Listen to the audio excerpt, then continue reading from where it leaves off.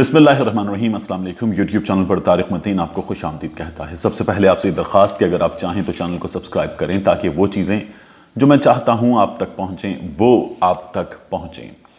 आज की वीडियो में हम बात करेंगे एक बहुत बड़े इस्तीफ़े की। ये इस्तीफ़ा बहुत अहम है। मुमकिन है कि कुछ लोगों को ये लगे कि ये इस्तीफ़ा उतना अहम नहीं है, ये शख्सियत, ये ओहदा उतना अहम नहीं है, मगर मेरे नज़दीक मौजूदा हालात में, मारूज़ी हालात में ये इस्तीफ़ा बहुत बड़ा इस्तीफ़ा है। ये इस्तीफ़ा एक वेकअप कॉल है और इस वेकअप कॉल पर लब्बैक कहना चाहिए, बेदारी का मुजाहिरा करना चाहिए।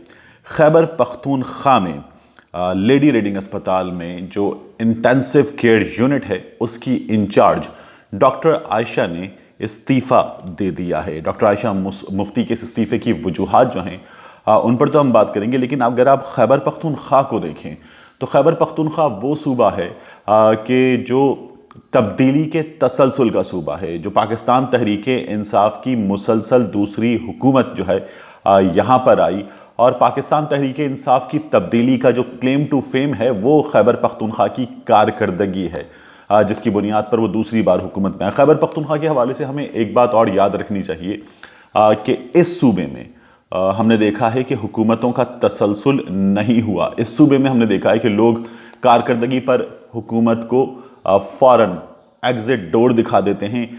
ये फौरी एहतसाब अपने वोट से करते हैं। सिंध में हुकूमतों का तसलसल हमने देखा है, पंजाब में हुकूमतों का तसलसल हमने देखा है, मगर माजी में क्या हुआ कि खैबर पख्तूनख्वा में आप देखिए पीपल्स पार्टी का वज़ीर आला, PMLN का वज़ीर आला, इस्लामी जमहूरी इत्तेहाद का वज़ीर आला, MMA का वज़ीर आला, फिर उसके बाद जब अकरम दुरानी साहब चले गए तो ANP का वज़ीर आला, और उसके बाद फिर यहाँ पर वज़ीर आलाए पाकिस्तान तहरीक इंसाफ के परवेज़ खटक साहब और उसके बाद महमूद खान साहब।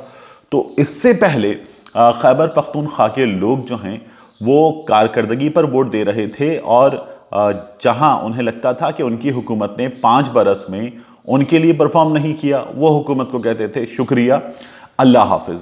मगर 2013 के बाद 2018 में खैबर पख्तूनख्वा में जब दोबारा पाकिस्तान तहरीक इंसाफ को वोट दिया गया, हमने जाके खैबर पख्तूनख्वा के मुख्तलिफ अजला को कवर किया, इंतखाबात से पहले लोगों से बात की, नौजवानों से बात की और हर उम्र के हर तबक़े फ़िक्र के लोगों से बात की। इसमें अपनी वज़ाक़ता से बहुत मजहबी नज़र आने वाले अफराद से बात की, बहुत मॉडर्न नज़र आने वाले अफराद से बात की। सभी का ये कहना था, एक बड़ी मेजॉरिटी का ये कहना था कि वो पाकिस्तान तहरीक इंसाफ की कारकर्दगी से खुश हैं, वो इमरान खान की हुकूमत से खुश हैं और वो दोबारा पाकिस्तान तहरीक इंसाफ की हुकूमत को लाना चाहेंगे। इसलिए पहली बार जितने वोट पड़े थे उससे कहीं ज़्यादा वोटों के साथ, उससे कहीं ज़्यादा भारी अक्सरियत के साथ पाकिस्तान तहरीक इंसाफ ने खैबर पख्तूनख्वा में हुकूमत बनाई। ये थी वो कारकर्दगी के जिसकी बिना पर इमरान खान साहब ने एक बार ये भी कहा था कि वो इस 18th अमेंडमेंट के जो है वो शुक्रगुजार हैं, क्योंकि इसकी वजह से उन्हें सूबे में आज़ादी से काम करने का मौका मिला था। अब मरकज़ में जो उनकी रीज़न्स हैं इस 18th अमेंडमेंट पर बात करने की और उनकी जमात के रहनुमाओं की, वो डिफरेंट है। बहरहाल ये जो इस्तीफ़ा है, इस इस्तीफ़े की अगर बात करें तो डॉक्टर आयशा मुफ्ती लेडी रीडिंग अस्पताल पेशावर की इंटेंसिव केयर यूनिट की इंचार्ज, इन्होंने इस्तीफ़ा दे दिया है। ये जो इस्तीफ़ा है ये बहुत अहम इसलिए है कि इस इस्तीफ़े में जो सूबे का सबसे बड़ा सरकारी अस्पताल है उसमें हुकूमत पर जो हुकूमत की कारकर्दगी है और हुकूमत का जो इन इंस्टीट्यूशंस को कि जहाँ से आवाम को सेहत की सहूलत मिलनी है, वहाँ पर हुकूमत की कारकर्दगी को क्वेश्चन में लाया गया है। डॉक्टर आयशा मुफ्ती ये कहती हैं कि उनके इस्तीफ़े की वजह यह है कि अस्पताल में इन मारूज़ी हालात में कोरोना वायरस की वबा के इन दिनों में जो इक़दामात हैं वो नामुनासिब हैं, ना तजुर्बेकार और गैर मौजूद स्टाफ उनके सर पर थोप दिया गया है। इस वजह से वो इस्तीफ़ा दे रही हैं। अब किसी इंचार्ज के लिए जब उसकी टीम ही ठीक ना हो तो वो कैसे परफॉर्म करेंगी, ये डॉक्टर आयशा का सवाल है, बहुत अहम सवाल है। वो ये कहती हैं कि उन्हें इससे भी बढ़कर गैर मुतल्लिका लोगों के अहकामात को सुनना पड़ रहा था, उन्हें मानने पर मजबूर किया जा रहा था। उन्होंने कहा कि वो कोविड-19 के पेशेंट्स को देख रही हैं वबा के इन दिनों में, और इन हालात में उनके पास तशवीशनाक हालत के मरीज़ हैं, लेकिन ऐसा स्टाफ उन्हें दे दिया गया है जिन्हें इन मरीजों की निगहदाश्त का कुछ मालूम ही नहीं, जिन्हें इंटेंसिव केयर के बारे में कोई इल्म ही नहीं, ऐसे डॉक्टर्स, ऐसी नर्सेस, ऐसा स्टाफ उनको दे दिया गया है। डॉक्टर आयशा मुफ्ती एक बहुत काबिल डॉक्टर हैं, डबल पोस्ट ग्रेजुएट है इनके पास, ये 1 साल पहले हिस्सा बनी हैं इस इंस्टीट्यूट का। और इनके बारे में ये जो इनके साथ काम करने वाले लोग हैं, मैंने कुछ इसमें मालूमात जमा की और कुछ दोस्तों से बात की पेशावर में। उनका ये कहना है कि जो इनके साथ काम करने वाले लोग हैं वो कहते हैं कि ये इंटेंसिव केयर यूनिट में बड़ी ज़बरदस्त तब्दीलियां लेकर आई। और उसके बाद जो है डॉक्टर आयशा कहती हैं कि उन्होंने जिन हालात में इस्तीफ़ा दिया, उनके दोस्त भी कहते हैं वो हालात नाकाबिले बर्दाश्त थे इनके लिए। खैबर पख्तूनख्वा में कोविड-19 के हवाले से अगर सूरत हाल की बात की जाए तो सूबे में 291 अमवात हुई हैं। पेशावर में, सिर्फ पेशावर में इन 291 अमवात में से 172 अमवात हुई हैं लेडी रीडिंग अस्पताल में। अब हम इसको नैरो डाउन करते हुए जहां डॉक्टर आयशा मुफ्ती थी वहां तक ले आए हैं। लेडी रीडिंग अस्पताल में 128 अमवात हुई हैं। खैबर पख्तूनख्वा में 291, पेशावर में 172, लेडी रीडिंग में 128 अमवात। ये जो medical teaching institution reforms act है, ये मुसलसल तनकीद का निशाना बन रहा है इन हालात में खैबर पख्तूनख्वा में। और ये कहा जा रहा है कि इसमें जो कोविड-19 के दिनों में पेशावर के 3 बड़े अस्पतालों में इसके पेशेंट्स को देखा जा रहा है, लेकिन यहां पर मौजूद अफराद WHO के मुतय्यन करदा प्रोटोकॉल्स को छोड़कर अपने प्रोटोकॉल्स जो हैं उनके तहत इन मरीजों को देख रहे हैं। इसलिए हमें यह सूरत हाल बहुत मुश्किल नजर आ रही है। डॉक्टर आयशा अपने इस्तीफे में लिखती हैं कि अस्पताल तैयार नहीं है, मनसूबाबंदी नहीं है, और इन हालात में इंटेंसिव केयर यूनिट को उनकी शिकायत यह है कि बिल्कुल भी अहमियत नहीं दी गई है। वो बताती हैं कि 2 ICUs थे, हमें हुक्म दिया गया खाली कर दें, स्टाफ उनका हटा दिया गया। फिर वो सैल्यूट करती हैं कि फिर भी इन हालात में जो एनेस्थीसिया का डिपार्टमेंट था उसने उनको बड़ा हेल्प आउट किया। वो ये लिखती हैं कि अमवात बढ़ने की वजह, मैंने आपको बताया लेडी रीडिंग अस्पताल में सिर्फ 128 अमवात हुई। अमवात बढ़ने की वजह है गैर मौजूद नर्सिंग केयर, गैर मयारी इक़दाम अस्पताल इंतजामिया के, अनहाइजीनिक कंडीशंस, और फिर इन तमाम हालात में जो अमवात हैं वो बढ़ती रही। अपने इस्तीफे में वो लिखती हैं, irrelevant doctors visited and questioned ICU management over arterial lines, central venous pressure measurements, humidifiers and TED stockings. Despite having no idea, in daily Zoom meetings, we were made to answer to such irrelevant doctors with absolutely no concept of critical care.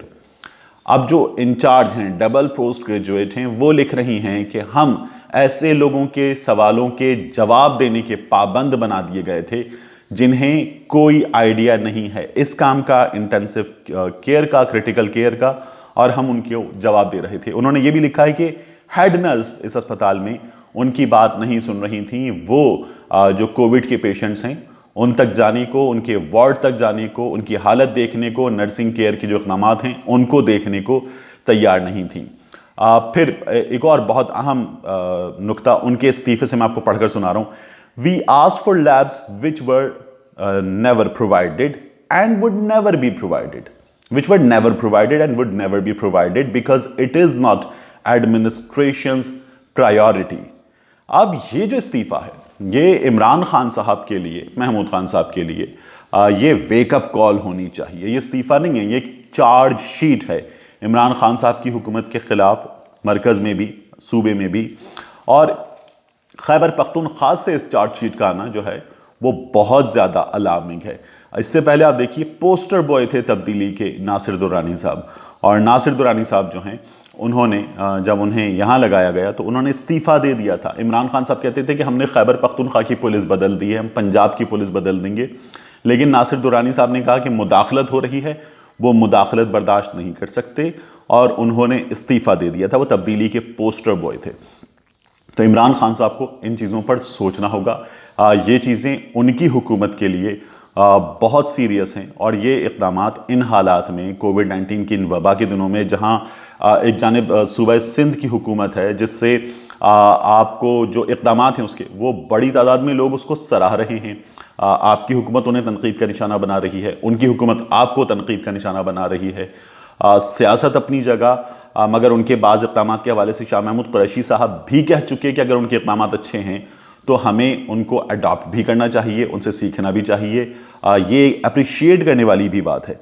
मगर इन हालात में इस तरह के इस्तीफ़े का आना और इतनी सीरियस पोस्ट से, इतनी अहम पोस्ट से आना, इमरान खान साहब आपके लिए जो है वो वेकअप कॉल होनी चाहिए। और पाकिस्तान तहरीक इंसाफ के सपोर्टर्स की अच्छी बात क्या है कि पाकिस्तान तहरीक इंसाफ के सपोर्टर्स जो हैं वो ऐसी किसी भी वेकअप कॉल को रिस्पॉन्ड करते हैं, वो सोशल मीडिया का रुख करते हैं, वो अपनी जमात के लोगों के ही खिलाफ, अपनी जमात के कायदीन के खिलाफ भी ट्रेंड करते हैं चीज़ें, उनको वेकअप कॉल देते हैं, उनको उनकी निशानदही करते हैं चीज़ों की, और उन्हें बताते हैं कि ये जो तब्दीली है ये वो तब्दीली नहीं है कि जिसके लिए उन्होंने वोट किया था जिसका इंतज़ार, ये वो सहर तो नहीं कि कॉल बार बार ये अपनी लीडरशिप को देते हैं और फिर उसके नतीजे में कई दफ़ा जो इमरान खान साहब कहते हैं कि यू टर्न लिया जाना चाहिए, जहां आपको लगे गलती है तो यू टर्न भी लिया जाता है।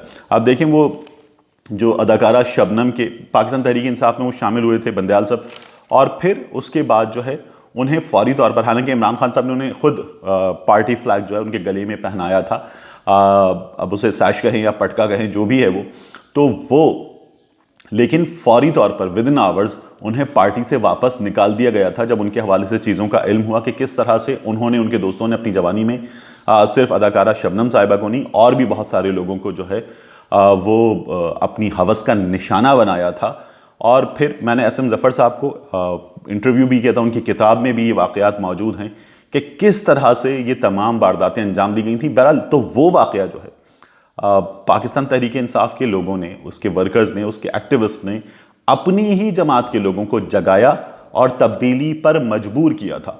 ये इस जमात के कारकुनों की अच्छी बात है एंड आई होप कि वो अगेन जहाँ जहाँ सही चीज़ों की निशानदही होती है वो अपनी जमात के लोगों को वेकअप कॉल इसी तरह से देते रहेंगे, क्योंकि यही जो है वो एक सियासी कारकुन का काम है। एक सियासी कारकुन में और एक भेड़ में फ़र्क होता है, भेड़ चाल में फ़र्क होता है। तो अंधी तकलीद जो है वो किसी भी सूरत कभी भी बेहतरी नहीं ला सकती।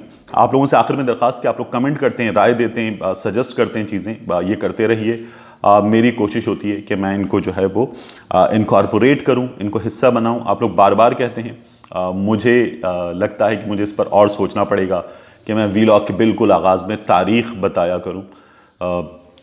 तो इन चीज़ों को मैं नोट डाउन कर रहा हूं और फिर मैं आपसे दोबारा इनको कंसल्ट करूंगा। I am planning a better way to connect with you, तो वो भी इंशाल्लाह करके मैं आप लोगों से जो है वो खुद इस पर आपकी राय भी चाहूँगा। मिलते हैं आपसे अगले वीलॉग में।